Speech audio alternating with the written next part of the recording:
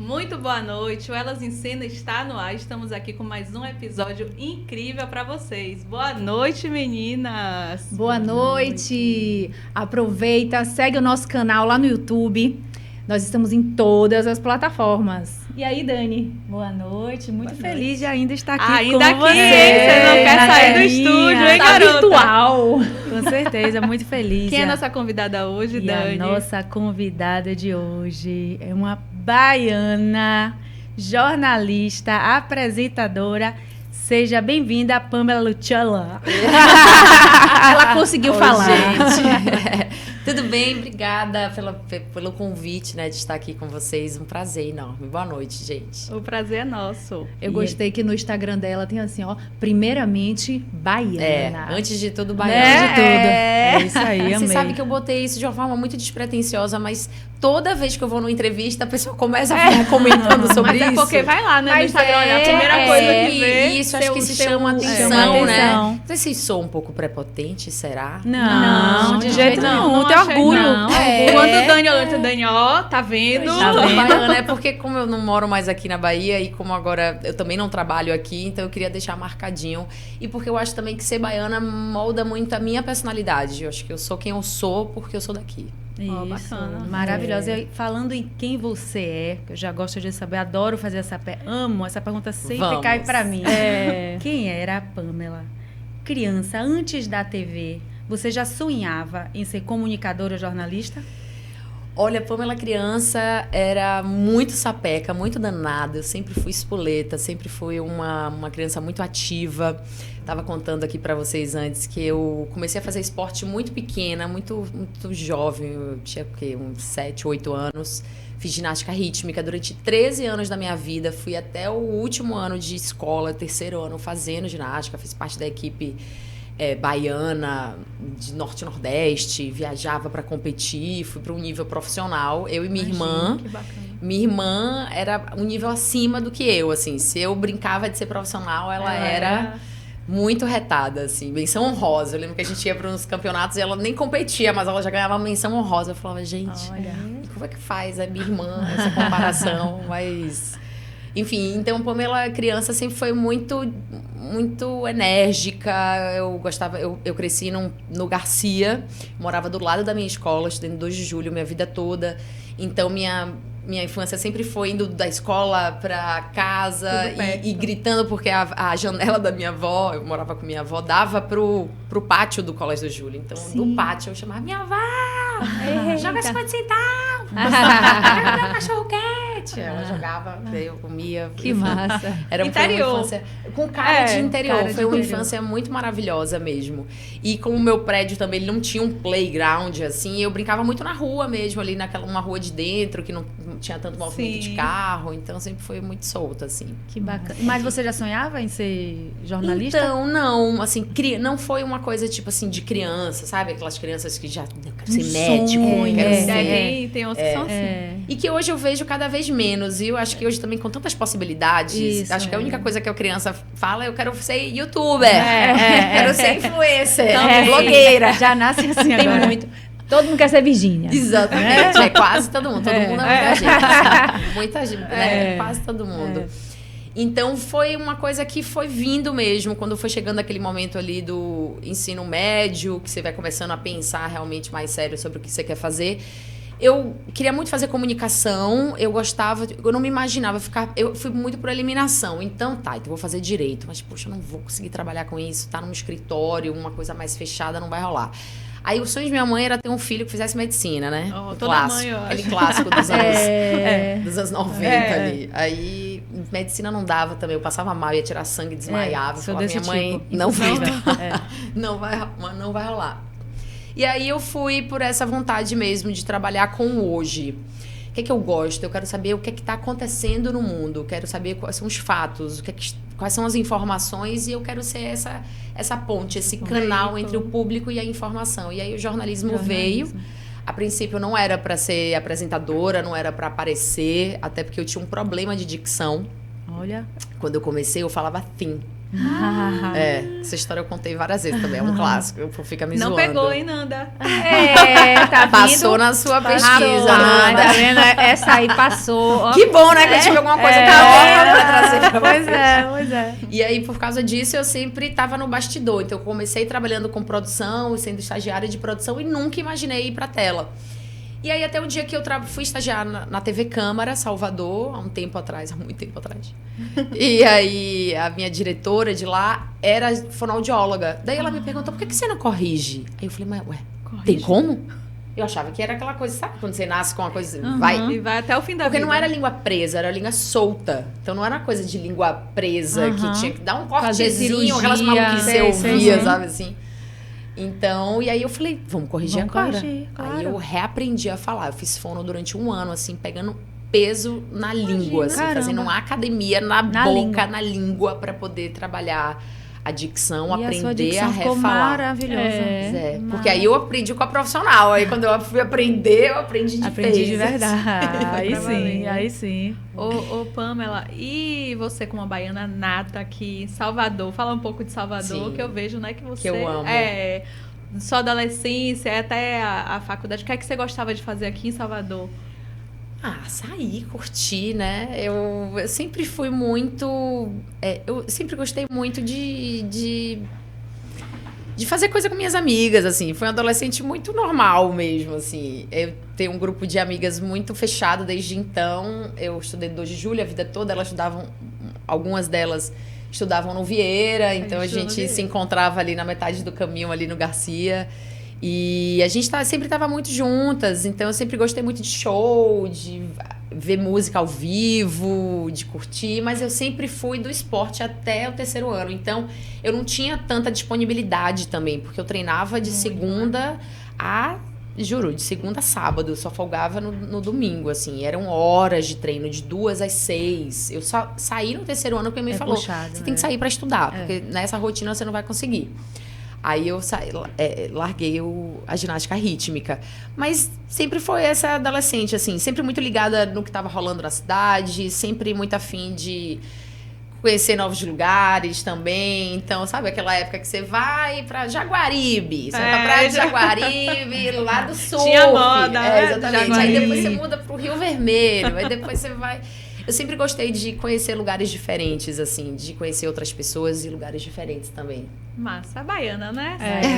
A baiana, um showzinho também, como ela falou. Né, um showzinho, voltar pra casa cedo, dormir cedo, que eu não sou muito de dormir tarde, de balada. Sempre fui assim. Sempre, acordo cedão, durmo cedo. Antes da modinha, né? Antes da modinha, né? Porque agora tá todo mundo... Agora estamos nessa fase wellness, né? Que todo mundo prefere... Eu tô vendo as pessoas postando uma taça de vinho ou uma taça de whey, de um negócio. Pois é. Pode ser os dois. Dá pra equilibrar. Com certeza. Ô, Pamela, você ficou muito tempo na TVE, né? Sim. Eu imagino que tenha sido uma grande escola pra você. Eu quero saber qual foi o grande aprendizado e o maior desafio nessa fase inicial, assim, do jornalismo para você. Olha, o maior desafio realmente foi essa questão da dicção ali, que foi uma coisa minha comigo mesmo, então foi desafiador mesmo, reaprender a falar mesmo, assim. Eu lembro que eu chorava na fono, falava. Inclusive, mandar um beijo pra minha fono, que é a Ana Ribeiro. Ela atende até hoje, tá, gente? Eu já ia perguntar, porque a sua dicção é perfeita. Ela é maravilhosa e além de fonoaudióloga, ela é professora de teatro. Então, ao mesmo tempo que eu aprendi a pronunciar a dicção, a pronúncia correta das palavras, enfim, né? Eu aprendi a interpretar um texto também, o que me ajudou muito no início, porque no início eu apresentava programas de jornalismo mesmo, então é leitura de TP, aquela coisa mais fechadinha ali, então você depende muito da interpretação daquela notícia, né? Como é que você vai sair de uma informação, de uma notícia aqui sobre um show que tá rolando e aí você vai falar agora de uma morte? Pois é. Que entonação é essa, né? Como é que você muda esse humor, esse ambiente também? Então... A apresentadora de telejornal, ela tem esse desafio mesmo, né? De você tá ali na sua cara, tá na forma que você fica séria, na forma que você fica mais leve. Isso. Tá tudo nessa interpretação mesmo. E foi uma grande escola, a TVE, a Televisão Pública da Bahia, porque eu, justamente por ela não ter esse apelo comercial de uma televisão fechada, né? Essa briga pela audiência que faz muitas vezes a gente perder os parâmetros, perder os limites muitas vezes, né? Acontece coisas que você fala, mas como, gente? Né? Enfim, esse momento, inclusive, que a gente passa aqui na imprensa baiana, que para mim é bem complicado, né? Você ter pessoas como são apresentando programas de televisão, enfim, é muito triste ver isso. Mas eu tive a sorte de começar na TVE, então, como eu não tinha essa preocupação da audiência, eu pude investir muito em conteúdo mesmo. Então, assim, não é mostrar só o que eles querem ver, mas mostrar outras coisas para que as pessoas conheçam. A TVE transmitia, por exemplo, shows de música de concerto, né? De orquestras. E aí, eu lembro uma vez a pessoa falando, ai, mas o povão não gosta disso. Eu falei, mas quem te disse? Talvez não tenha tido ainda a oportunidade de ver. Então, as pessoas nivelam esse povão como se, não, só gosta disso daí. Ele só gosta desse tipo de música. E eu acho isso muito perigoso, né, para nós como sociedade. Então, eu tive essa sorte mesmo de pessoas incríveis que trabalharam comigo na TVE, como Silvana Moura, e várias outras pessoas que me ensinaram muito. Jorginho Ramos, que era meu diretor na época, que me deu essa oportunidade ali de apresentar. Então, foi realmente um aprendizado que eu levo até hoje. Quando eu me preparava para as transmissões de carnaval na TV, a gente estudava apostilas. Era tipo, vou estudar para prova. Imagina. Eu até hoje tenho cadernos, resumos, assim, dos assuntos. E aquilo me fez, de fato, aprender, né, aquilo que eu estava estudando. E não só pegar aquelas informações, eu decoro, eu dou aqui meu texto, passa a meia hora, você não lembra mais de nada. É verdade. E fazer a transmissão de carnaval, então, você tem que saber tudo ali, né? Tudo, e é um desafio, né? Porque imagina, você tá falando, você tá pensando, você tá com o trio passando, o artista passando, a pessoa que tá embaixo te chamando, a outra falando alguma coisa pra você. As coisas acontecendo, né, Pamela? E aí você tem que olhar, e a maquiagem, o cabelo, ai meu Deus, okay. E a internet. Calma. Vai dar certo. É verdade. Mas é tenso. É tenso. Imagino. E ser uma mulher nordestina, baiana, o sotaque foi algum obstáculo pra você? Não. Eu tô vendo que você não tem. Vocês acham que eu não tenho mais sotaque? Você não tem. Não tem, não. Não tem. Agora eu tô triste. Não tem. Eu achei também. Então, a fono foi tão boa que levou tudo. Ai, mas não quero perder sotaque. Não tenho sotaque. Não tenho, né? É porque eu acho que como eu tô lá em São Paulo, então acaba que você fica pela convivência ouvir, mesmo, né? Você pega. Mas eu também não tô com sotaque paulista, não. Não, tá meio que neutro. Meio que neutro. Gostei. É uma boa. A pessoa não sabe. Ela é de tá neutro. Não é paulista, não, porque eu já morei lá e sei como é o sotaque paulista. Né? Você não tá. Eu nunca fui, pediram pra mudar o sotaque de maneira nenhuma, muito pelo contrário. E eu sempre faço questão, toda vez que eu tenho uma deixa, quando eu estou apresentando, para falar que eu sou da Bahia, eu falo. Então, tem uma matéria que não sei quemzinho lá de Ilhéus. Opa! Ilhéus! Interior da Bahia, vim de lá. Então, eu tenho muito essa referência. Em São Paulo, ninguém tem dúvida que eu sou baiana. Lá eles... Talvez, lá eu deixo sempre muito... Já chama baiana? Não, ninguém me chama de baiana, assim, ainda bem, né? Porque às vezes cai num estereótipo, né? Você não sabe muito a intenção da outra pessoa e acontece muito, né? Esse lugar do nordestino ser muito estereotipado. Mas eu nunca pediram pra mudar meu sotaque. E eu faço sempre questão de manter, assim. Quando eu acho que tá muito, eu largo logo um oxente, eu fico ser preocupada aqui. Eu falo, não, meu amor. Não, eu não. É porque, Oxi! Eu larguei um oxente aqui, mas foi um oxente, aquele oxente. Saiu bem natural. Foi um oxente bem baiano mesmo. Eu falo oxente, falo oxi, falo tudo. Até um oxoxoxo. Isso. Chiaba largou essa. Oxi é muito bom. Cada um tem seu significado. Só a gente entende. Pois é. Agora, voltando um pouquinho para a questão da televisão. A televisão ainda impõe um padrão muito forte de estética. Você sofre pressão para poder manter? Não, porque eu sou muito...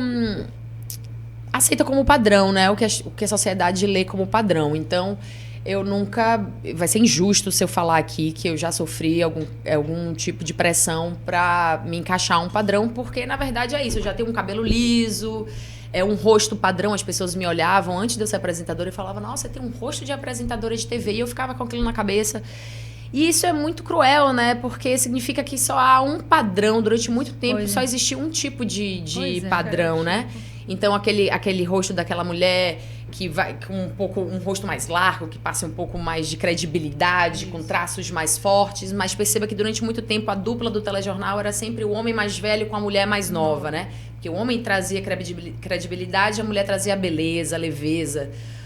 O que é um grande machismo mesmo, uma grande misoginia mesmo. Então, a gente precisa tomar cuidado mesmo com isso. Então, eu nunca sofri nenhum tipo de pressão, mas por ser mulher, todas nós sofremos. Então, no meu inconsciente, eu queria sempre estar magra, porque eu achava que as pessoas falavam que engordava na TV, então a gente já olha e fala, não engorda. Então, eu sempre estava maquiada, mesmo ninguém falando, olha, é obrigatório se maquiar, mas eu sempre estava maquiada. Já tá no padrão.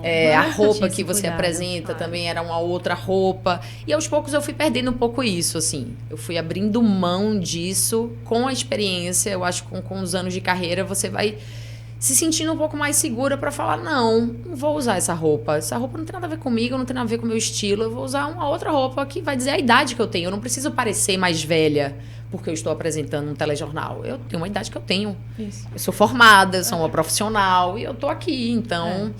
E a mesma coisa com maquiagem. Eu lembro que antes demorava muito, era uma coisa de maquiagem. Aí hoje em dia... lá em São Paulo eu tenho uma equipe maior, então... profissionais excelentes que estão ali disponíveis, mas quando eu trabalhava aqui, a gente não tinha. Então, era eu que me maquiava. E aí, eu fui largando. Eu falei, amor, não vou ficar. Era protetor solar mesmo e tal. E aí, eu fui abrindo mão disso, mas não pro público, mas sim pra mim. Por você. Pra eu falar, Pamela, caramba, velho, não vai ter fim essa cobrança? Assim, não tem fim nunca. É sempre... Você quer ser mais, você quer... Então, a boca tá torta agora. Então, o negócio tá torto. Eu fico resistindo pra não cair em certas coisas. Mas não pelo outro, mas mais pra mim mesmo. É mais uma liberdade também, né? Porque senão a gente fica muito refém de tudo, né? E quando você vê, você pensa... eu tô fazendo porque eu quero, mas eu tô fazendo porque tá todo mundo fazendo. Isso. Ninguém escapa desses questionamentos, né? Eu me questiono a todo momento. Às vezes eu fico pensando, eu queria botar um pouquinho de boca. Será que eu quero? Será que vai ficar Mas legal? porque tá todo mundo usando. E aí eu tô olhando para as pessoas e tô vendo que é aquilo que tá. E são pessoas lindas e que ficam lindas. Eu não acho que, tipo, não, fica todo mundo feio, todo mundo igual. Não acho todo mundo igual. Acho que tem muita gente bonita. Tem alguns que estão bonitos. Tem muita gente que fica melhor, tem muita gente que não fica tão boa e que exagera. Tem gente que exagera, tem gente que não. Tem gente que fica... Eu falo, que bom que você fez, tá maravilhosa. Você me perguntou a minha opinião, eu vou te responder, mas... eu fico muito ligada, muito, muito ligada mesmo nisso, pra não cair nessas ciladas. Na modinha, né? Do momento, né? Pra depois me arrepender. Nossa Senhora. Terrível. Terrível. Tem que ter cuidado. Ô, Pamela, você já tá na Band, já tem um tempinho, né? Sim. Primeiro você foi pra o... Era tarde o seu programa, né?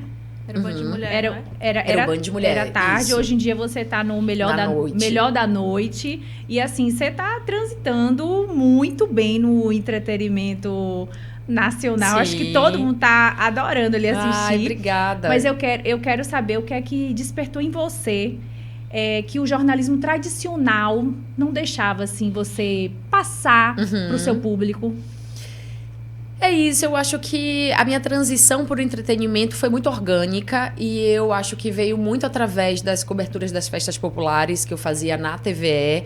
Então, quando eu comecei a fazer aquilo, mostrar o Bonfim, Iemanjá, enfim, essas festas e transmitir Carnaval, São João, eu fui me apaixonando por aquilo, pelas manifestações e pela possibilidade de narrar o meu ponto de vista sobre aquilo que eu estava assistindo. E o jornalismo me ensinou a ser fiel ao fato, à informação, assim. Nada você faz porque você acha, né? Não é só uma questão de achismo. É uma questão do que é ou não é. O que aconteceu?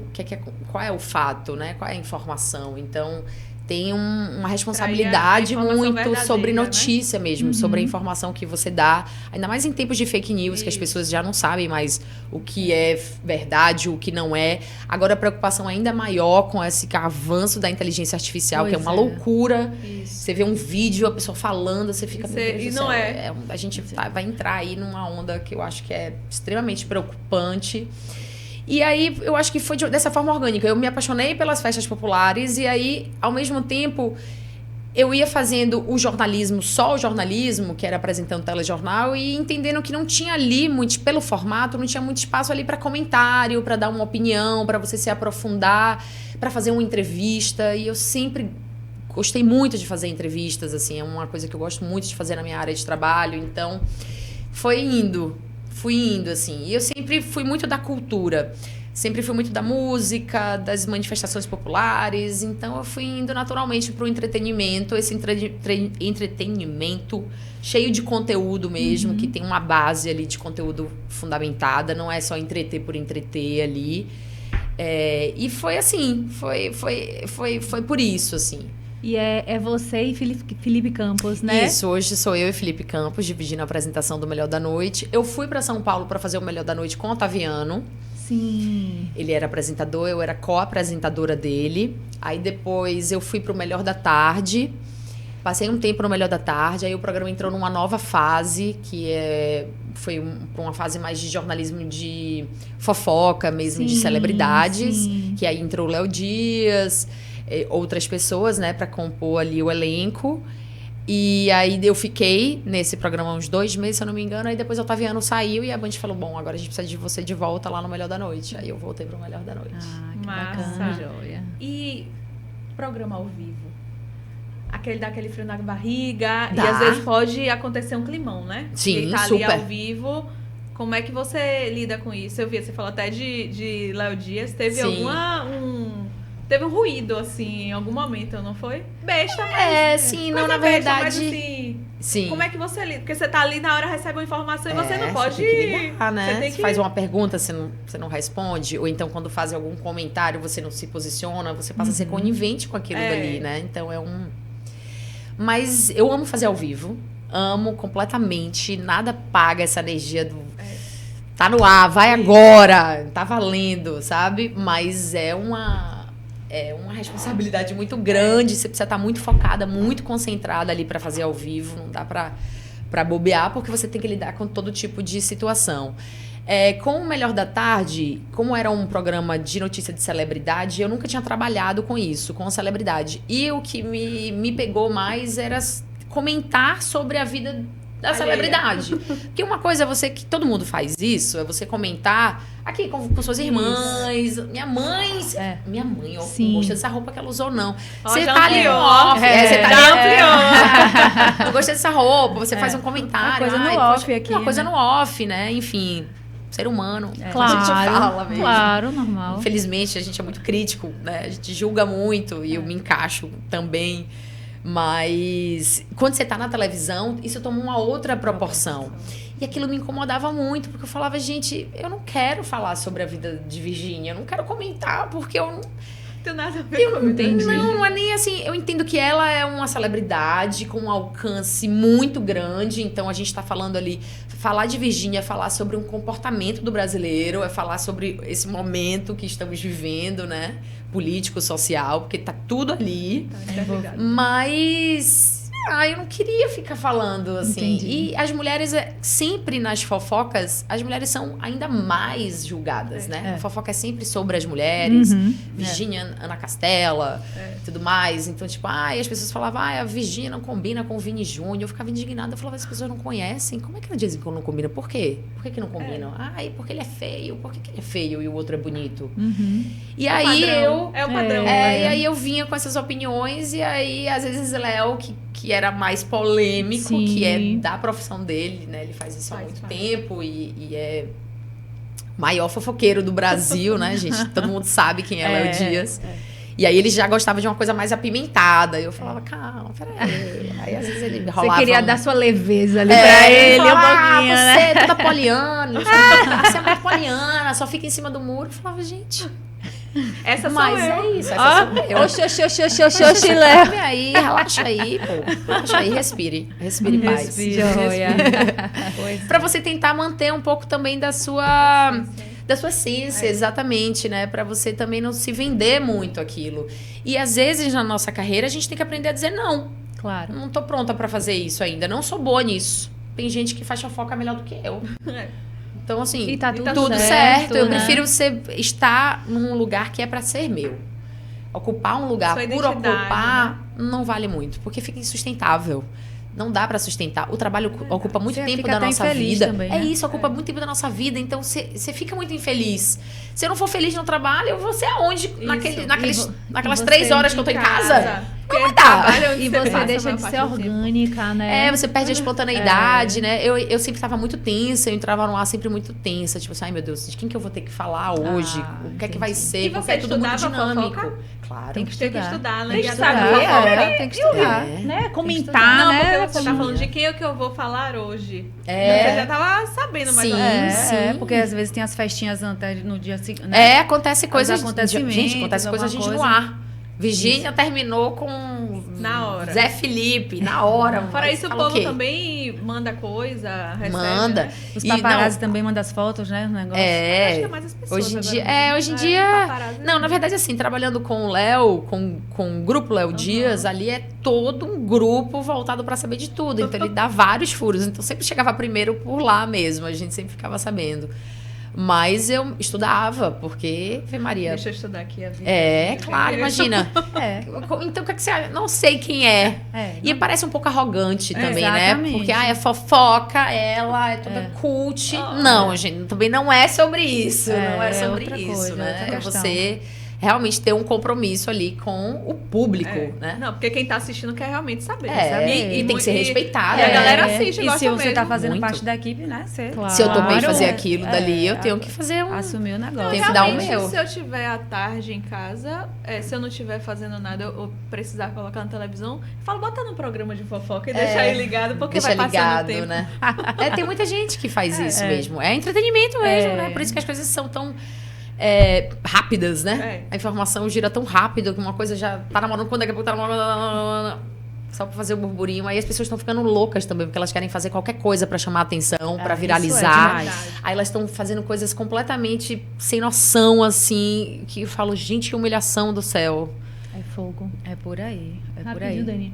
Gente, hoje a gente também com Home Sushi Home, vocês sabem que é o sushi delivery, 10% de desconto para os nossos seguidores. E daqui a pouco todo mundo vai experimentar e tá uma delícia. Hoje você tá sem fominha, né? Porque geralmente antes de começar... Hoje eu tô discreta aqui com o pão. Normalmente eu fico me acabando. Mas hoje eu tô comedida. Hoje eu tô comedidazinha, né? É verdade. A gente também com as peças belíssimas da Casa e Tal, né, Gabi? Que é no Casa Shopping. Shopping Cidade, nossos seguidores também têm 10% de desconto. No Shopping Cidade. Legal. Olha isso. Agora vamos voltando para um papinho mais sério. Olha. Ao longo da sua trajetória, você já passou por algum momento de assédio ou desconforto no seu ambiente profissional? Como foi que você se passou? Como foi que você lidou com isso? Olha, já passei, sim. Na hora a gente não entende muito o que está acontecendo, né? Porque assédio, ele vem de uma situação de hierarquia, né? Então, por ser uma pessoa que está ali acima de você, né? No cargo ali, você fica muito refém daquilo. Por isso que é assédio. Porque você não age naturalmente, não é uma coisa... E ele nunca vem explanado. As pessoas, hoje em dia, elas sabem fazer de uma forma que se você falar alguma coisa, ela vai conseguir se sair ali. Entendeu mal, né? Entendeu mal, né? E a culpa sempre acaba sendo da própria vítima, né? Que na maior parte das vezes são as mulheres. Então, eu já sofri, sim, uma situação de assédio. É extremamente constrangedor, porque você fica refém daquilo dali. E eu lembro que, na época... Eu estava, inclusive, me preparando para uma transmissão de carnaval e mexeu muito comigo, me desconcentrou totalmente ali. Eu fiquei tendo que... Sem saber como agir. Respirar fundo, sem saber né? como agir, assim, falando, meu Deus, não é isso, é coisa da minha cabeça, então foco aqui, porque... Mas eu sei que as pessoas... Tem pessoas que passam por situações ainda mais graves, né? Mais graves mesmo, assim. E você tá pronta para para você lidar com você, não é nem para responder ou para porque você pode e outra coisa que você se julga muito é você é uma mulher bem informada, sou uma mulher feminista, sou uma mulher instruída, eu sei o que é e ainda assim você não sabe o que fazer naquele momento. Daí você se culpa muito mais, a raiva depois, culpa muito, porque você fala, porque eu não respondi, porque eu não falei, porque eu não fiz e na verdade todo o ambiente ele é preparado para isso mesmo, né? Para ter aquela situação e ali a mulher se sentir encurralada de alguma forma. Mas hoje eu tô mais ligada, eu acho que as experiências, elas infelizmente servem para alguma coisa nesse sentido, as experiências de assédio que eu tô dizendo, né? Sim, claro. E servem de aprendizado mesmo pra gente ficar ligada em como se reagir mesmo, né? O que fazer a partir dali, entender que não é um problema seu, que é do outro, né? Que é você ali é a vítima daquela situação. Mas, infelizmente, acontece. Acontece, é triste. Ô, Nanda, tá reflexiva. Não, é porque é um tema Acontece em todas as delicado, áreas, né? Seja a médica, a médica dermatologista que tá chegando num consultório novo. Alguma coisa aí, se ela já passou, acho que ela ficou ali. Acho que acho que todas as mulheres, muitas mulheres já passaram. Exato, acho que quem talvez muitas ainda não entendam o que passou. Isso. Não caiu a ficha, né? E também porque é triste, né, quando você assume que você passou por isso. Porque, poxa, você fala, não, comigo não vou acontecer isso, assim, não, então eu vou sabe, você tenta se blindar de alguma forma e não consegue também, então... E é o que você falou, porque na hora você fica assim, aí depois você rebobina e pensa assim, rapaz, por que eu não fiz isso, não fiz aquilo, né? Não agir dessa forma, mas dá um bloqueio. É isso mesmo. É fortalecer para saber se defender. Na próxima a gente já vai mais ligada. Já dá uma voadora. Mas só de falar para vocês, só de estar falando sobre isso é importante, né? Já fortalece também, né? Porque outras mulheres estão ouvindo e também se identificam com essa história. E só de estar falando sobre isso, a pessoa que faz isso ou que fez isso, ela já vai tremer um pouco na base e já vai falar, rapaz... Tá mais preparada. Eu sei que eu fiz. No meu íntimo, eu sei que eu fiz. Então, tenho que ficar ligada, porque... Ligado, de repente, porque... Na próxima, de repente, eu... Não vai ser bem assim, não. Exatamente. Com certeza. Agora, uma pergunta que todo jornalista quer saber. Viu, Pamela? Então, eu quero saber. Na sua visão, o que é imprescindível para um jornalista e para uma emissora de TV? Nossa, pergunta de milhões. O que não é imprescindível? Porque todo jornalista, né? Sonha. Eu quero estar na rede nacional. Você fala sobre o que é que eu quero fazer profissionalmente? Não. Eu acho que o que é que o jornalista, o estudante precisa ter profissional para chegar, para entrar numa grande emissora, como você conseguiu? Acho que é muita persistência mesmo, muito estudo, acho que não pode abrir mão mesmo do estudo. Eu sei que é muito tentador a rede social, todo mundo hoje fazendo o seu podcast, o seu vlog, o seu vídeo e abrindo câmera. As pessoas hoje em dia têm uma televisão na palma da mão, né? Você não precisa esperar ali, vou fazer o meu canal, vou falar sobre o meu assunto que eu quero.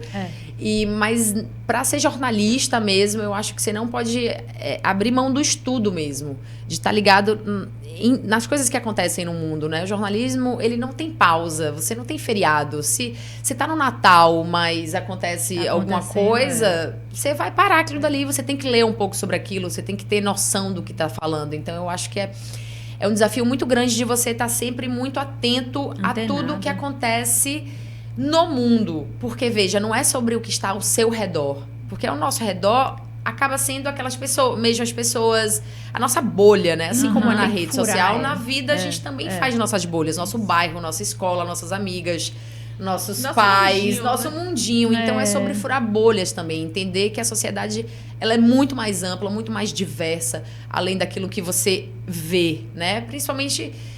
Eu sou, né, vindo de uma família de classe média, sendo uma mulher branca, então eu tive que treinar o meu olhar para ver além disso também, porque o mundo é muito mais diverso né, com pessoas diferentes, com opiniões diferentes do que a gente acha ou do que a gente deseja, né, que as pessoas pensem igual, ou, né, concordem com tudo. Então, eu acho que é isso, ter essa ousadia de você furar a sua própria bolha, de conhecer novas pessoas, e também entender o que é que você realmente quer. Por que você quer? Qual é o seu motivo de querer aparecer na televisão?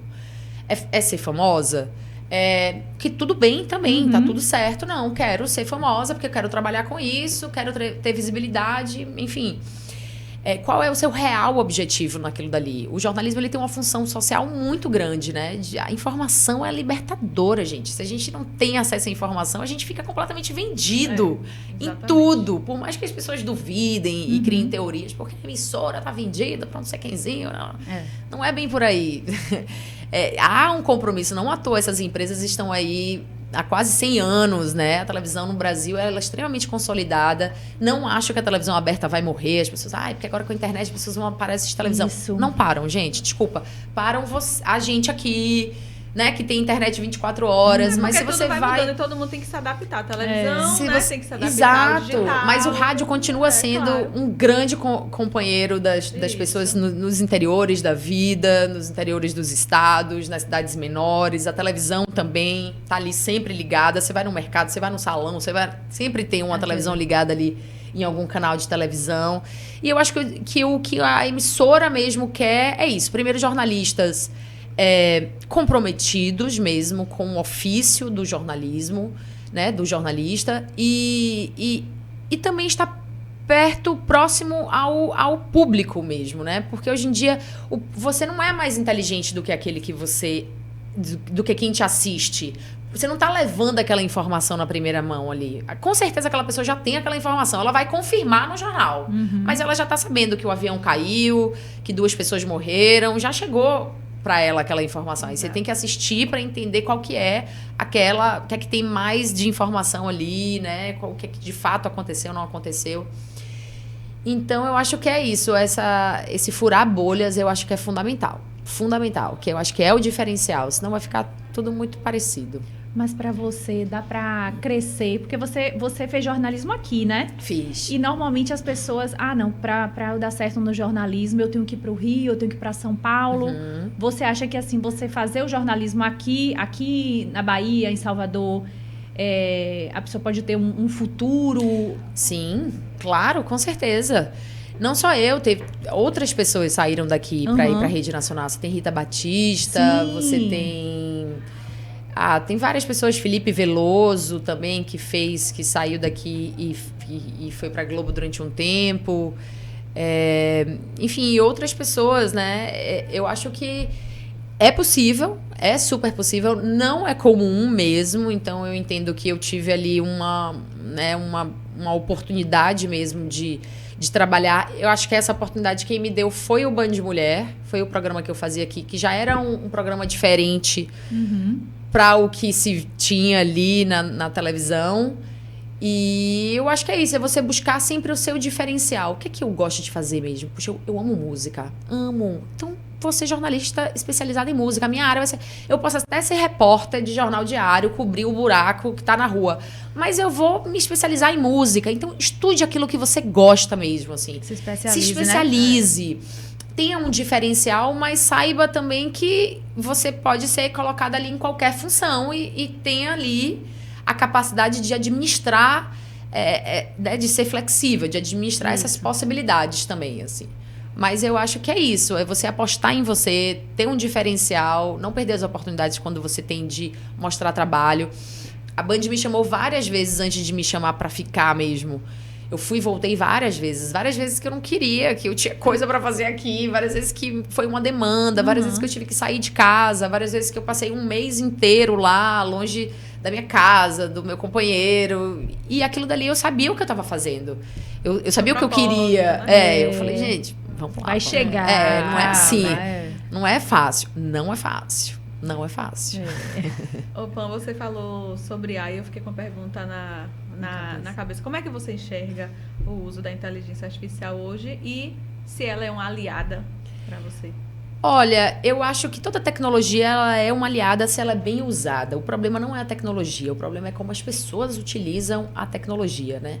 Se você pede para um chat GPT criar um texto para você, pô, aí você tá dando na mão, assim, você tá realmente abrindo mão do seu próprio pensamento. Então, assim, é tentador? É mais fácil, é rápido, às vezes, né? Vai ali rapidinho, mas se isso virar um hábito, é muito perigoso porque a nossa mente, ela precisa de treinamento. Você precisa treinar, você precisa pensar. O pensamento, ele não é...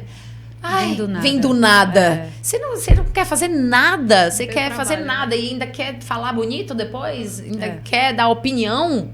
Pois é. Amor, você não lê nada. Você não estuda nada. Você não escreve um texto. E você ainda quer opinar? Caramba! Aí é difícil, sabe? Complicado. Assim? Mas eu acho que não é culpa da inteligência artificial ou da tecnologia, da forma que a gente utiliza. Então, eu acho que ela tem muita utilidade, né? A inteligência artificial, ela vem para sanar várias questões, principalmente na questão da saúde, que são importantíssimas, né? Você tem avanços muito significativos, devolvendo qualidade de vida para pessoas que antes tinham algum tipo de limitação por N razões, mas o problema é como o ser humano está usando, né? E aí fácil. Tem a maldade também de você usar para poder mexer numa foto, numa imagem, ou fazer alguma coisa, colocar alguém falando alguma mentira, né? E quem são as principais vítimas? As mulheres também. Agora, a gente deu no Melhor da Noite, tá tendo uma onda que é eles pegam uma foto sua que você posta com roupa e aí eles mandam a inteligência artificial colocar você de biquíni. Olha. Ou colocar você de... Então, estão fazendo isso, por exemplo, com jornalistas, apresentadoras de TV. E tira a roupa e bota ela de sutiã e calcinha. Gente, isso é muito grave. Com certeza. Isso é, assim, muito, muito grave. E mostra realmente como as mulheres são as principais vítimas. As vítimas, uau. Todas as violências, né? Principalmente as mulheres negras. Mas a gente tá sempre ali na linha de frente. E ainda tem pessoa que me pergunta, mas por que você não devia falar que você é feminista? Eu falo, meu Deus do céu. Mas como não? Não deveria. Então vamos lá, vamos conversar mais um pouquinho. Eu ainda tenho paciência, assim, de falar, porque eu acho que as pessoas não entendem direito o que é ser uma pessoa feminista, uma mulher feminista. Elas se equivocam justamente com os estereótipos criados. E aí elas se limitam naquele estereótipo e falam, então eu não quero ser aquilo. Eu falo, mas eu também não quero. Uma mulher feminista, me diga aí. Eu acho que pra mim é ser uma mulher com consciência de que vivemos numa sociedade extremamente desigual, né? Que as mulheres realmente elas são vítimas de mais violências, né? E que nós precisamos ajustar esses ponteiros, né? Não é ser sobre mais do que os homens, melhor do que os homens. É sobre ter condições de competir de igual para igual. Eu sempre faço uma comparação. Eu fico, pensa numa corrida, tá? Agora tá na moda das corridas. Então a gente pensa numa corrida, numa largada, e aí apita a largada. Aí os homens saem, vamos lá, umas 3 horas. Eles saem. Aí depois as mulheres saem. E tem mulher que ganha ainda. Mas veja como é desigual. É injusto, a gente perde muito tempo. O machismo, ele faz a gente perder muito tempo. Desde as pressões estéticas, da rivalidade feminina, desde dos assédios que a gente sofre. Então, o machismo, ele faz a gente perder muito tempo de vida. E eu acho que a gente perde como sociedade. Então, eu me considero uma mulher feminista porque eu entendo essas desigualdades, eu procuro entender essas desigualdades e entendo, peraí, como é que a gente pode fazer aqui para ajustar esses ponteiros? Não é ser sobre maior ou, né, melhor do que o outro, mas é ter direitos, assim, sair de um mesmo ponto de partida. A gente sai de um mesmo ponto de partida e daí quem chegar primeiro, competência, maravilha. E as vamos juntos também que sejam iguais também, né? E não é porque a gente acha. Se você pega, se você estuda sobre quem são os principais chefes, né? Qual é o perfil da pessoa que é chefe no Brasil? É homem. Qual é o perfil dos presidentes dos bancos? Homens brancos. Daí depois vem as mulheres brancas, depois vem Então é tudo o Brasil, ele tá ali. É uma pirâmidezinha que você consegue enxergar. Então, é ter esse olhar crítico, atento mesmo. E de devolver essa autoestima mesmo para nós mulheres, essa segurança, né? Da gente, sim, eu posso falar, eu sei opinar sobre isso, eu sei o que eu estou te dizendo, eu tenho o meu lugar, você tem o seu, eu tenho o meu. E além de que a gente vive num país extremamente violento. A questão da violência contra a mulher no Brasil é algo muito cruel, muito cruel. E eu levo isso para mim como uma bandeira de vida mesmo. Porque você pensar que uma mulher morre os feminicídios porque ela termina um relacionamento, o cara toca fogo nela, na casa, com o filho dentro da casa. Gente, esfaqueia. É pra parar o Brasil, assim. É pra parar. Se a gente tivesse um mínimo de vergonha na cara, a gente estaria parando tudo e indo juntos. Então, assim, eu, na oportunidade que eu tenho...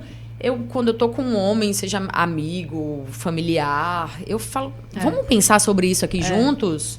Mas vamos conversar com seus amigos sobre isso, porque o homem escuta homem, né? Isso. Então, quando o homem fala na brodagem, o homem escuta ali, né? Quando a mulher fala, ai, vem com mimimi. Eu conto 10, eu falo, vale o meu... vale o meu fecho? Será que eu quero dar agora?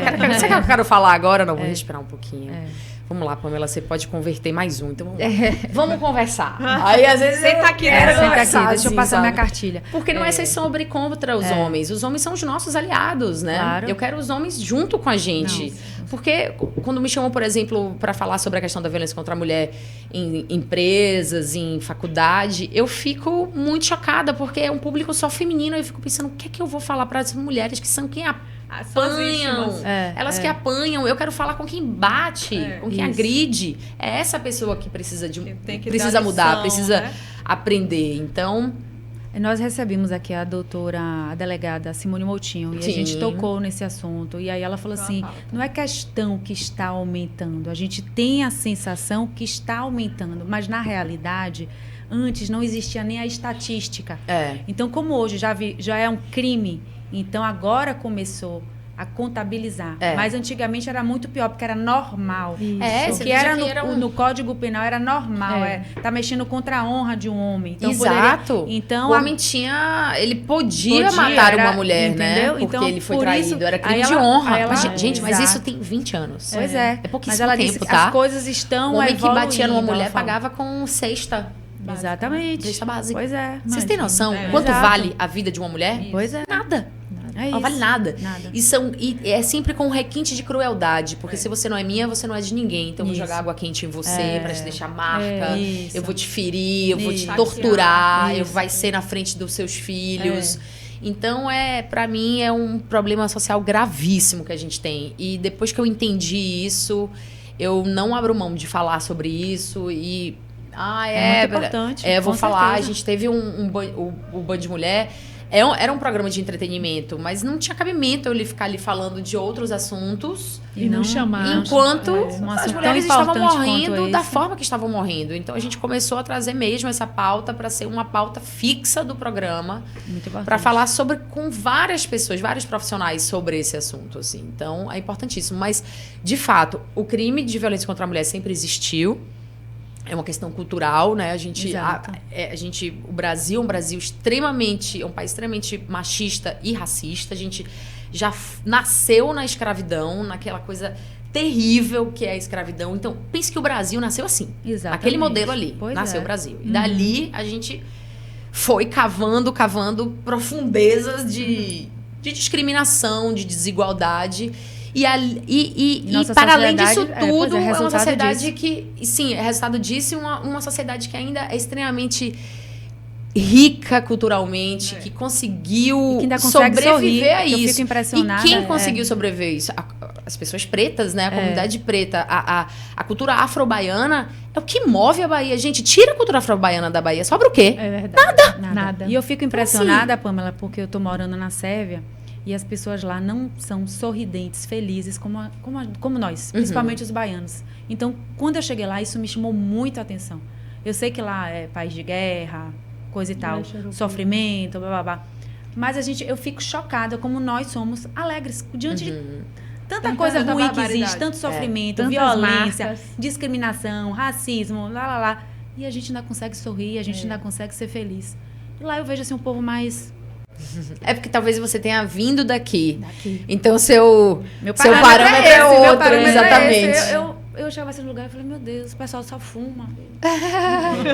Fala todo mundo tão baixo. Baixo. Povo discreto.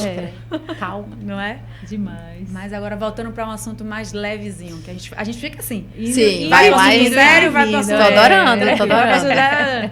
Você sabe que eu gosto de falar sobre família, que eu já comecei perguntando, e Pamela na infância, agora eu quero saber, e Pamela em relação aos irmãos, como é esse convívio com seus irmãos, sua irmã especificamente, essas trocas de roupa, essas tretas, essa coisa adolescente, conta aí pra gente um pouquinho sobre isso. Ai. Como toda irmã, né? Toda Vocês irmã, não são assim sempre. Dani adora saber sobre conflitos porque ela é mestra em família. Então ela adora saber os conflitos, as questões. Adoro. Olha, eu sou apaixonada pelos meus irmãos. Completamente apaixonada. Meus irmãos são tudo pra mim, assim. Eu não sei o que seria de mim se não fossem meus irmãos, assim. A minha convivência com eles. A gente, assim como toda irmã, né? Eu e Camila, Camila, minha irmã mais velha, tem 4 anos a mais do que eu.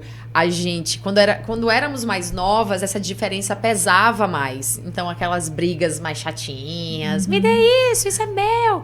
E 2 meninas, né? 2 mulheres, ela era mais velha, então ela começou a ter acesso a coisas que eu não tinha. E aí ela tinha umas roupinhas mais legais, eu queria pegar as roupas dela escondida, ela ficava chateada comigo, aí aquele arranca-rabo, minha mãe metia no meio. Adoro. Tudo igual, né? Meu irmão mais Tudo novo. igual. Exatamente, meu irmão mais novo dava risada da gente, falava, meu Deus, 2 malucas quebrando pau aqui. Eu queria ouvir uma música, ela queria ouvir outra. Eu lembro que a gente estudava no 2 de Julho, depois a gente se mudou do Garcia, foi morar no Taigara, e a gente ia, o trajeto era maior, né? E aí ela queria ouvir Alanis Morissette, eu queria ouvir Chiquititas. Rabo no carro, uma música de cada. Aquela coisa bem clichê de irmã mesmo. E depois ela foi morar no Rio de Janeiro, né? Que ela é atriz, então ela foi trabalhar no Rio. E aí depois, com a distância, a gente foi experimentando um outro lado dessa irmandade, que é sob o efeito da distância mesmo, né? Porque aí fica o amor mesmo, né? A saudade. A saudade. Sente falta mesmo de tudo isso. Nossa, muito. Porque por mais que você tenha uma amiga, não é igual. É diferente. Não, são coisas, são lugares diferentes, assim, né? Mas qual é a diferença de melhor amiga pra irmã? Eu falo, gente, é porque a irmã tá em outro patamar. Irmã é uma coisa que você entendeu? Você fala absolutamente tudo pra aquela irmã. Só quem tem sabe. Só quem tem sabe. É verdade. E eu tenho grandes amigas, né, amigas que são irmãs, assim, que eu considero mesmo irmãs e que eu falo absolutamente tudo. Né?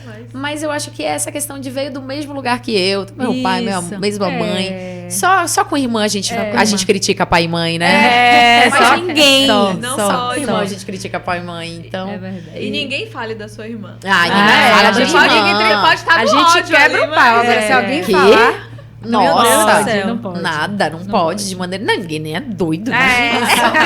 A gente fez um episódio especial Irmãs. Legal. Só foi nós 3, e o tema foi esse. E aí, e a gente falou da importância de ter irmãos e tal, né, e tal. E quando terminou esse episódio, eu recebi muitas mensagens. Engraçadinha, você falou da importância de ter irmãos, e você, que só tem um filho, diz que não vai dar irmão para o seu filho. Oh, meu Deus. Que é egoísta, não sei o quê, bem assim. Gosta tanto de ter irmão, e por que não dá um irmão pro seu... Bem assim. E as meninas também. Só minha filha é filha única e aí já fechou, Gabi é a mesma coisa. Já fechei a balança. Mas aí pronto, as primas... Mas é isso que a gente falou, gente. Eles são primos irmãos. E eles realmente convivem como se fossem irmãos. Sim. Muito. Aí eu falei, são primos, irmãos. Nós resolvemos diante da vida, dessa coisa toda. Eu vivo me mudando. Hoje é outro mundo, hoje já tá bem diferente. Parabéns pra quem consegue ter 3, 4. Com certeza, bato palma. Maravilha. Mas pra mim hoje, as mulheres estão deixando pra ter filho mais tarde e terem apenas um filho, né? Justamente por essa... Tá onde isso? Mas gente? O meu já tem 15 anos. Lá. Ô, Pamela, mas tá o meu... isso, nesse atraso social, né? A gente ficou durante muito tempo ali. Ai, meu Deus, é carreira ou filho? Isso. Tendo que fazer essa escolha, e se você não escolhesse pela família, você era extremamente criticada. Hoje a mulher, ela é mais empoderada, ela tem mais autonomia. Ela consegue ter autonomia financeira pra dizer não. não quero isso agora. Agora eu quero focar mesmo na minha carreira. Não, no meu caso, eu fui logo querendo ter filho. O meu filho fez 15 anos. Eu fui a última aqui de idade a ter filho. Olha, foi muito cobrada. Eu falei, não, gente, não é agora. Minha mãe chegou a achar, será que ela tá com algum problema? Tem algum problema e não quer contar? Eu falo, não é agora. Eu ainda quero fazer isso. Não é agora. Eu ainda quero fazer tal coisa. E o ano é passando, todo mundo... Quando é que você vai ter um filho? Eu já casada há 10 anos. Que doido como as pessoas Quando é que você vai ter um filho? E a gente mesmo perturbava. Não era só de fora, não. Eu falo, não, meu trabalho, ainda quero fazer mais coisas, não sei o quê. Não, as pessoas me perguntam muito também. Bastante. Eu falo, gente... Daqui a pouco. Calma. Aí, às vezes, eu fico...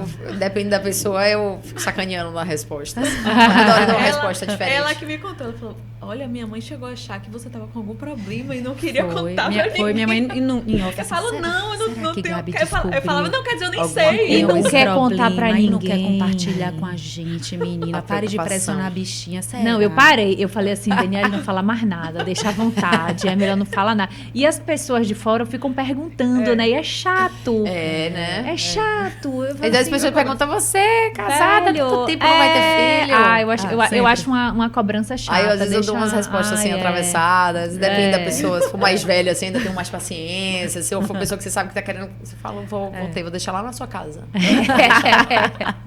Eu falei, não tenho. Quer dizer, eu não sei se eu tenho. Eu não fiz nenhum exame ainda pra Eu acabei de congelar óvulos agora. É importante. É bom, né? E foi muito importante pra mim, se eu não inclusive. Tivesse filho agora, que minha filha tem 3 meses, eu também congelaria. Eu cheguei a cogitar. Mas eu acho que o congelamento não é sobre quem quer ser mãe, é sobre a dúvida, né? Se você tem dúvida, então melhor você congela. Eu tô agora levantando a bandeira do congelamento, né? Que a tecnologia evoluiu, que a ciência evoluiu, na verdade, a esse ponto. Porque é muito difícil, gente. Quando você tem 35 anos, que é ali um marco biológico, né? Que se entende como um marco biológico, que a mulher começa a perder a qualidade dos óvulos. É exatamente nessa idade que você está tendo oportunidades profissionais incríveis. Porque você já passou por aquele período de experiência do teste, saiu da faculdade, entrou no trabalho. Aí tá ali, já não é mais trainee, já não é mais, entendeu? Aí você já tá naquela idade que você quer crescer. E aí você vai ter um filho, você vai ter que fazer uma pausa. Isso vai te limitar aí algumas questões, entendeu? Então, são escolhas. Então, eu acho que se você não tiver certeza que você quer aquilo... Eu sou do time, tipo, não tenho certeza, não tenho. E é por isso que eu congelei, assim. Foi maravilhoso. Justamente para poder ter um pouco mais de autonomia sobre a minha escolha, um pouco mais de tempo sobre a minha escolha. Eu vou até fazer agora uma série uma websérie com minha médica, porque eu falei, cara, vamos falar mais sobre isso, porque há muito pensamento equivocado sobre o congelamento de óvulos mesmo, desde como é que funciona, toma hormônio, as pessoas ficam preocupadas, vai engordar, tudo recai sobre a questão da estética, e elas se limitam, e depois elas têm que lidar com uma questão muito mais profunda que é a questão de não, agora você não pode mais nem congelar. Pois é. E você não vai ter nem mais essa opção. Questiona também a questão de valor, acha que assim, é um absurdo. Que é caríssimo. Exatamente. E é, de fato, uma coisa, né, considerada cara, mas justamente porque não se fala muito sobre isso. Então, você fica ali... Quando tem mais demanda, você consegue... A falta de informação. Baixar o custo ali. E pela falta de informação. E justamente por isso também que eu falei, cara, eu vou soltar essa websérie, com certeza vai ter gente pra criticar, mas você pôde fazer, você teve condições de pagar e tudo mais... E aí eu falo, cara, mas é justamente para quem não tem e quer muito ter filho e se depara ou não consegue ou não quer agora, faz uma bolsa, uma poupança congelamento. Juro, planejamento, né? Que se com 25 você faz ali os exames, você já entende ali o seu antimuleriano, a sua reserva ovariana, como é que é, como é a sua família ali, sua mãe, biologicamente ali, se você tem algum problema prévio, você começa a juntar um dinheiro ali pra quando você tiver 35, é que nem comprar um carro. Viagem, planejamento. É tudo planejamento. Vai da sua vontade. Vai da sua vontade. Claro. Então, eu acho que é pelo acesso à informação mesmo. As pessoas precisam ter mais informação pra poder ter mais autonomia de escolha. Pra não se arrepender, com certeza. É válido. Ô, Pamela, vamos falar agora de Band Folia. Oba! Vamos. Você lá toda maravilhosa, quando a gente passa, vê lá, é muito legal, né? Eu queria saber qual foi o momento mais inesquecível que você viveu, assim, no carnaval. Olha, eu amo o carnaval. Tiveram vários momentos maravilhosos. Esse vai depois do carnaval, né? Não sei se nesse carnaval de 2026 se eu vou ter algum momento, mas até então acho que um momento muito especial que eu guardo é um momento muito engraçado, que é Daniela Mercury passando ali no camarote, no nosso estúdio, no camarote Planeta Band, no nosso estúdio. E eu tava vestida fazendo uma homenagem a ela, porque eram 25 anos da Axé Music, se eu não me engano, ou 25 anos do disco dela. Era algum marcador, assim. E aí ela me viu e eu tava com o cabelo bem parecido com o dela, frisado, assim, com aquela luva vermelha e azul, com aquela roupa... Cor da cidade, aquela roupa... O canto da cidade, exatamente. Da cidade, é. E aí ela começa a cantar a música e me chama pra cantar com ela. Ih, meu Deus. E aí, e você nada, canta? eu cantando no carnaval. Mas você canta ou não? Canto. Não sabia. Mulher. Tá não, eu não vendo? canto. Se eu canto normal na vida, não. Sim, não. Não, eu não sou cantora. Você canta no chuveiro. Isso. Ah, tá. Eu amo. Eu sou a sim, própria sim, cantora sim. de trio elétrico na minha mente, na Ah, minha imaginação. Somos todas. Desde criança. Somos Desde todas. criança, Entendi. né? Que eu pegava o Neutrox, lembra? Que tinha formato de microfone pra cantar no banheiro. Mas eu não, profissionalmente, eu não canto, não. Tá. Mas foi muito engraçado, foi muito divertido. E foi uma mistura daquela Pamela criança, que sempre foi apaixonada por carnaval e via as cantoras de trio elétrico, com a Pamela profissional. Então foi um misto de emoções, assim. Ficou bem na minha mente, assim, esse momento. Massa. Mas tiveram vários momentos, assim, vários momentos. Entrevistei Caetano Veloso num carnaval que era em homenagem à Tropicália. E no Pelourinho, então foi super emblemático também. Já fiz algumas coisas aí. Já são mais de 10 anos de transmissão de carnaval. Eu queria saber se você consegue ir no navio pirata. Consigo. Eu vou no Furdunço, né? Na verdade. Que legal. O Furdunço é meu carnaval. Isso. É o Furdunço que... Não, no Furdunço, amor, me esqueça. Me esqueça. Rapaz. No Furdunço é o meu carnaval, porque eu trabalho o carnaval inteiro, né? Então eu não faço nada no carnaval além de trabalhar. A sorte é que eu trabalho no carnaval, então tô ali aproveitando, vendo os trios, vendo os artistas, mas eu não tô curtindo. E eu sempre curti muito carnaval. Sempre fui muito de bloco mesmo, de curtir, de estar na rua. E no Navio Pirata eu vou, no Furdunço. Aí de vez em quando eu boto uma peruquinha ali pra ficar bem de boa, sabe? Assim, discreta, né? Discreta. Deixa eu curtir. Ficar de quequeco, de quequé de quebrada aqui. Só pra fazer aquela graça. A Uma gente gracinha. colocou aqui um quiz envolvendo a cidade. Eu vou falar aqui uma situação e você vai me responder. Vamos lá. Elevador Lacerda lotado em dia de chuva. Você espera, sobe a pé ou desiste e muda a pauta? Rapaz, eu não subo a pé, não. Se tá chovendo, é melhor esperar e subir do elevador mesmo. Espera consertar, né? Ao vivo marcado no Pelourinho às 14 horas. Protetor solar, óculos escuro ou oração? Os três. As três alternativas. Menos óculos escuros, que não dá pra fazer ao vivo de óculos escuros. Eita. Trânsito na paralela. Parado na paralela. Música alta, podcast ou silêncio pra não surtar? Eu sou dos três. Eu sou da música alta. Eu amo aquele Vixe, momento é igual a Dani. de... É igual a Dani. Música alta, Estourando o ouvido, cantora dentro do carro. Eu amo ouvir podcast, eu ouço muito, mas às vezes também eu quero só um silêncio. Depende do dia, né? Depende da nossa energia. Outra. Convite de última hora no carnaval.